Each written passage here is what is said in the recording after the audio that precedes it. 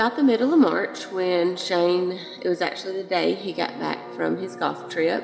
You know, I'd been telling y'all I missed him so much while he's gone.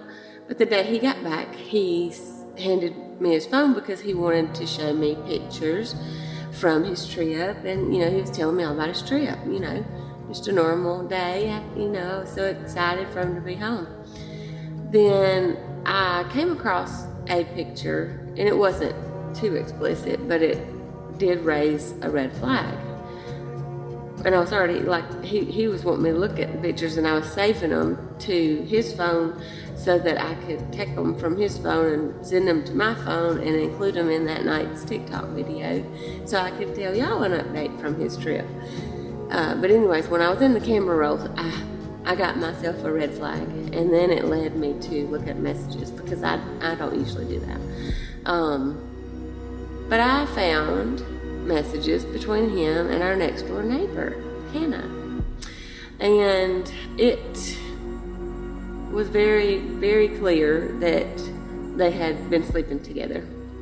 And so I asked him about it, and he was honest. And I asked him all kinds of questions. I can't even explain to you the way I felt. I was broken. I was absolutely destroyed. Our marriage was so happy, or so I thought, you know. And I think that he would tell you the same thing. Honestly, I don't think he even knows why he did what he did. He don't like her. He never did. I think he just used her. But then again, she used him because she's married. But I don't wish infidelity on my worst enemy. I have never felt that way before. I didn't even know that a hurt like that existed in this world. I love him. And I won't even say that in the past tense. I love him. I will always love him. And I've told all of y'all, even, you know, I'll never get back together, because all of you were like, I hope y'all get back together. I have told y'all that we'll never get back together, but I shouldn't say that. I can't say that. How can you say that about somebody who you love so much? But I do know that I'll never be with anybody else, ever. And I can say that.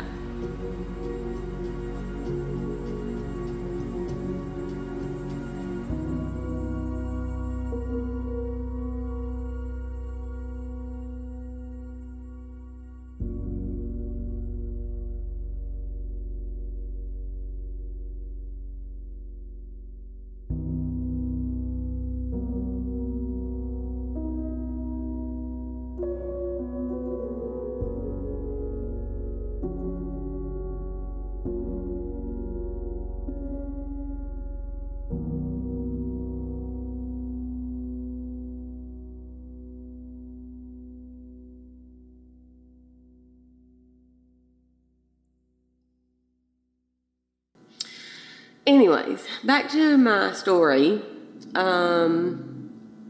She was texting me the very night that I was reading all of their messages, and she was wanting to come over to the house and get some corn dip, actually, out of the refrigerator. Her and her husband came over to our house every day, and ate supper with us. They were like family. They were very, very close friends. Anyways, so I just texted her back and I said, no, in fact, you can't come get food out of my refrigerator, and you're never coming back to my house again. I know what's been going on. And she ended up telling her husband, she's still with her husband, but Shane and I have been separated ever since. In fact, this last couple weeks, he's been at the house more than usual, because, you know, he would come and he picks Caden up on my late nights and takes him home, and you know, he's around. He's the father of my kids, you know, like he's going to be around.